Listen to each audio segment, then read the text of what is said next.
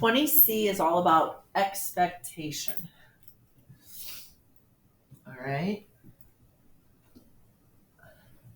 So we've already seen how probabilities can be used to predict the number of times we expect an event to occur. We consider the expected value or expectation of a random variable in similar ways. You don't need to write any of this down yet. Just kind of think about what this is saying. So if we spin this spinner, and we can gain points by depending on what we land on average, how many points could we expect to win per spin? All right. We could get 5 points, we could get 10, we could get 50, we could get 15. So on average, what would we do? Add them all up and divide by 4.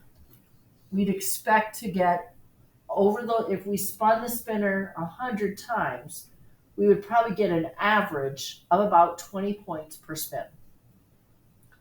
We can also figure it out another way. We could take the probability of hitting the 50, it's 1/4 of the time we're going to hit 50, plus 1/4 of the time we'll hit 15, plus 1/4 of the time we'll hit 10, and so forth. This is how we find expected value.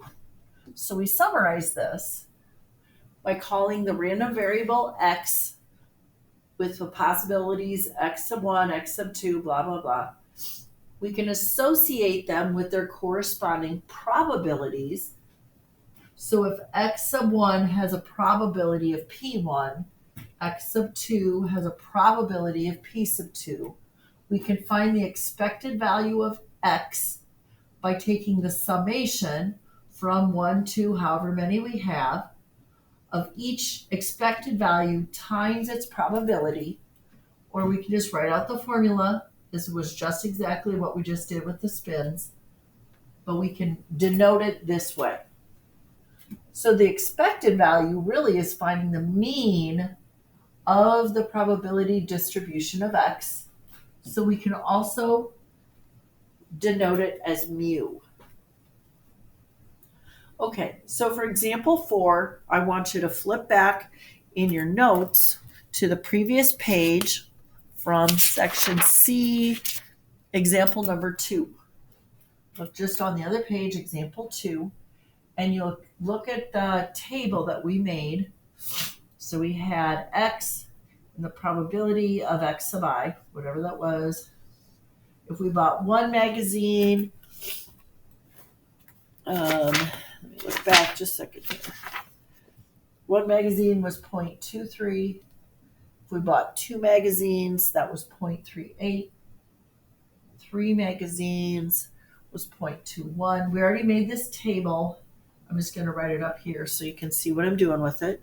0.13 and 5 was 0.05. So if we want to find the expected number of magazines bought by each customer, what we're going to do is take each x value times its probability. So our expected value of x, how many magazines would we expect each customer to buy? I'm going to take 1 magazine times its probability, plus 2 magazines times its probability, plus 3 magazines times its probability, and do the entire table. And when we multiply them each and add them together, we find there is an expected value of 2.39. So what does this represent over time? And I would say a long time, not just a day or two, but over several days in a row. We would expect customers to purchase approximately 2.39 magazines. So each person we expect to buy just over 2 magazines. Now, you can't buy 2.39 magazines, but this is telling us that most people bought 2 2 or 3, approximately. When you look at this, the majority is between kind of 2 and 3. That's almost 60%. Okay? The key is you're just taking each of the X columns times each of its probabilities, adding it all together. That is expected value. And one key thing, anytime you see a big capital X, that's what this is talking about. A capital X always is your random variable. Okay, so we can use this to talk about, okay, I'm going to say gambling, even though you're not supposed to gamble, but this kind of, think about going to a carnival or going to the state fair, something like that. We talk about the expected gain of the player for each game is the expected return or payout from the game less the amount it costs them to play. All right, so that's important because you don't win anything for free. So how much does it cost you to play?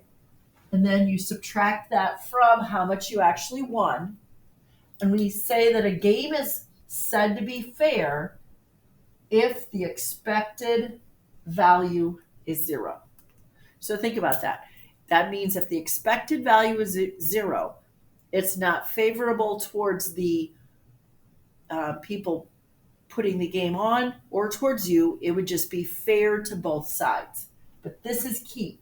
Anytime if you are asked to show if it is fair, you have to calculate the expected value and it has to be 0. For example,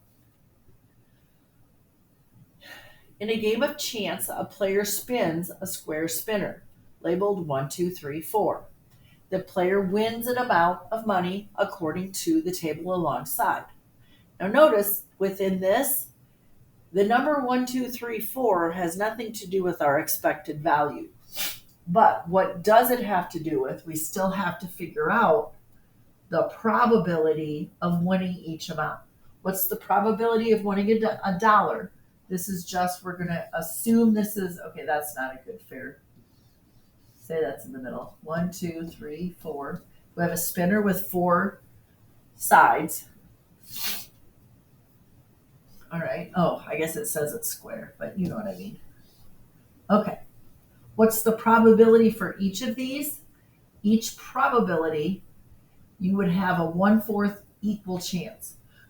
I would say you're going to make that assumption on these games unless they say otherwise. Okay? So assume that it's uniform probability unless otherwise stated. All right.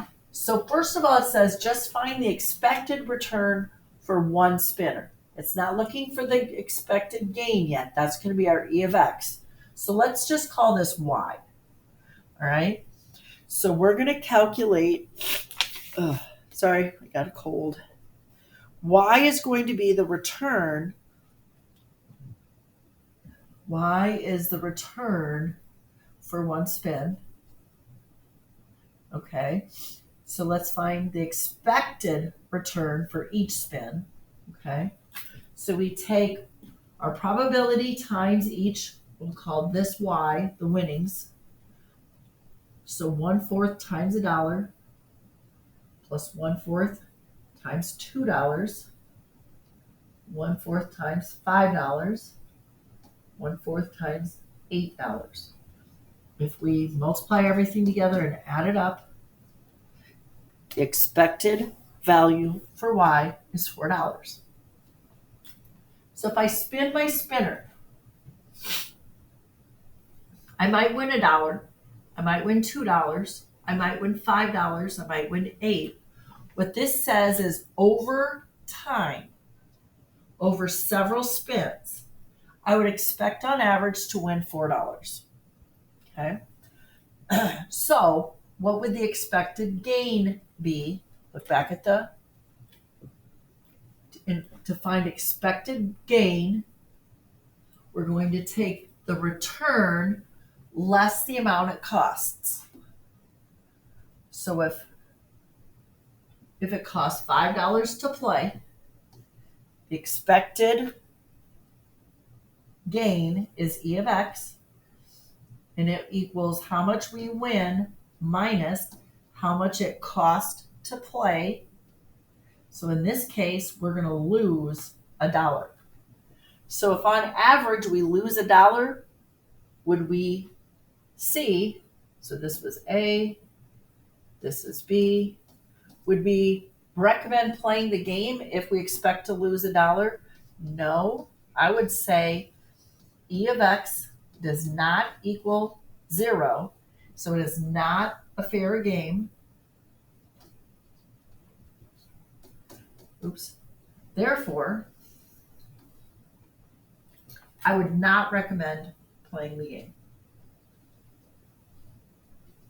Now, you figure in any time gambling, they always say the odds are with the house. They're against everybody who gambles. Well, why do people gamble? You might win that $8. And if it costs you $5 to play and you win 8, you're up 3. But how many times would you spend just $1 or just $2? Or you could just break even with 5. It's that lure of the $8 that will bring everybody back.